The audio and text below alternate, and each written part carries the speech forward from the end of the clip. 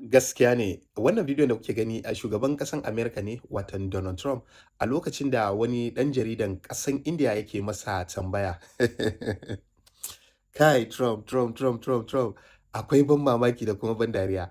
Sai ya ce, "I can't understand what you are saying." Ban gane me kake faɗa ba. Ka ɗan ƙara magana da ya ɗan nuna masa hannu ya faɗa da kyau ya ji. Ya ci gaba da mai tambaya, sai ya ce bai gane abin da yake faɗa ba. In kuka lura bayan shi Donald Trump ɗin akwai flag ɗin India, watan Prime Minister ɗin India kenan, inda ya kai masa ziyara na musamman. Ganin haka kuwa kawai sai bidiyon ya jawo cece-kuce mutuƙa, cewa ai haka su yaren 'yan India yake in suna magana ba a gane abin da suke faɗa. Amma mu saurari bidiyon tare mana. I can't understand what he's saying. It's not the accent that's a little bit tough for me to hit. Being raising anti-India voice, calling about separation, terrorism activities in India. Do you think that should continue here in the US as well? You're gonna have to go louder.